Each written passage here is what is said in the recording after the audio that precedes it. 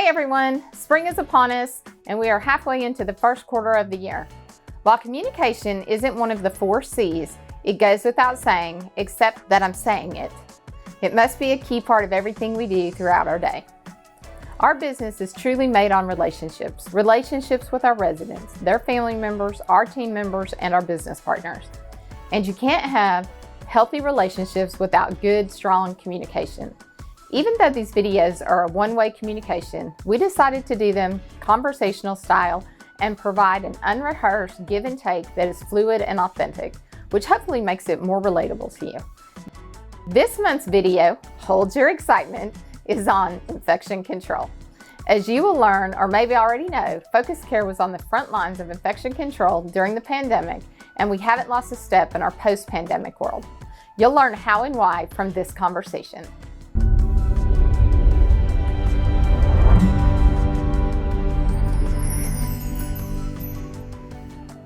Here we are already in March of 2026. Joining us today is Melissa Cunningham. She is our expert on infection control. Anyone who works in long-term care knows we care particularly for vulnerable populations. So welcome to the Real Voices of Texas in long-term care. I'm your host, Jessica Boyce. All right, Melissa, tell us a little bit about your background and your expertise in infection control. So I graduated from LVN school in 1989, so I have been a nurse this month, 36 years.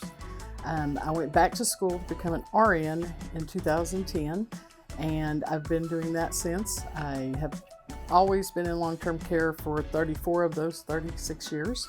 That is my passion. I love my elderly people, love taking care of them. Then COVID came in 2020, and Focus Care decided to develop a position for infection control because it was important. Absolutely. And asked me to take this position, and I did. And I became board certified in infection control in 2021. Oh, congratulations. So that was very interesting. I got that through Nadana, and it was quite a program. So I really enjoy infection control learning. Awesome. What are your greatest challenges when it comes to infection control? And could you describe Focus Care's efforts to minimize infections for vulnerable residents? Well, our biggest issue is that there's so many infections out there, and they are becoming more and more prominent as we move along. There aren't a lot of new antibiotics developed for infections, and so it's very important that we have clean environment, that our residents are kept safe from things from the outside and those kind of things. So that is our biggest challenge, is to not let things come into the building that affect the residents. Right.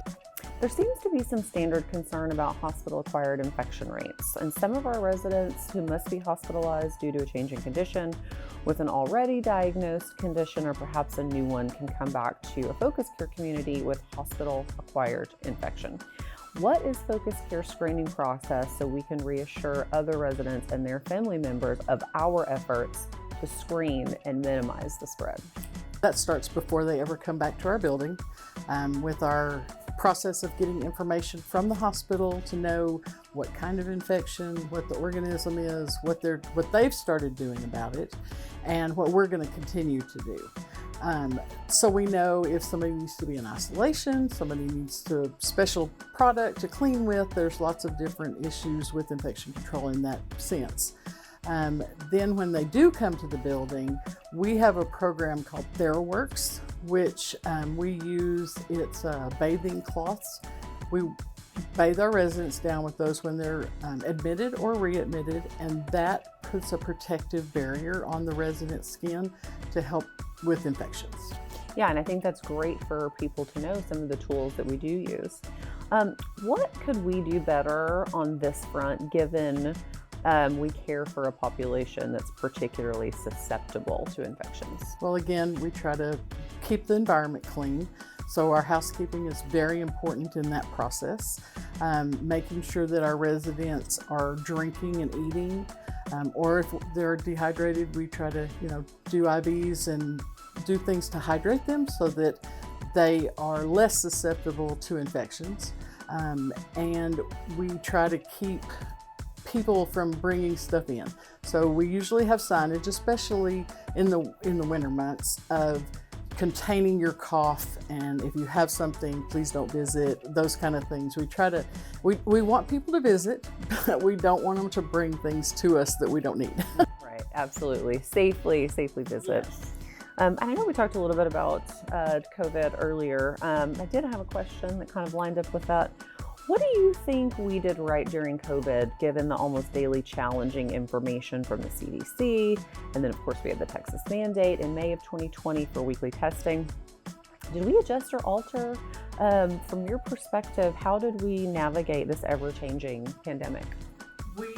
Well, number one, they recognized that they needed one person to be able to control that. Mm-hmm. And so luckily that was me.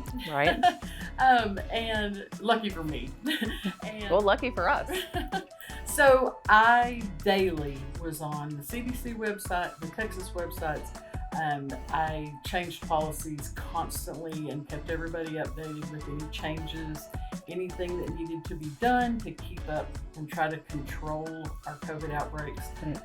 We really tried to do that to our best of our ability. Well, thank you so much, Melissa. I appreciate you coming on today. We always appreciate our experts. So until next time, thanks, guys.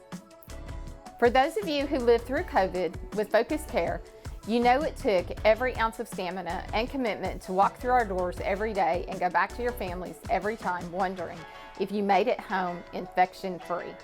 Books and movies will continue to be made about the COVID pandemic, and I hope our story is told as profiled in the Houston Chronicle News, as it was about one of our facilities on the front page of the Sunday paper in October of 2020. They were the first newspaper to report on what we were experiencing and what our direct care providers faced every day. But we have moved past the pandemic, and yet we remain as diligent as ever to protect our vulnerable residents from that to which they are most susceptible. Let me know how we are doing with our monthly communications. Are you nodding your head in recognition, shaking your head because we left something out, or did any of these conversations bring you to deeper thinking than before? Please let us know, and thank you for watching and listening.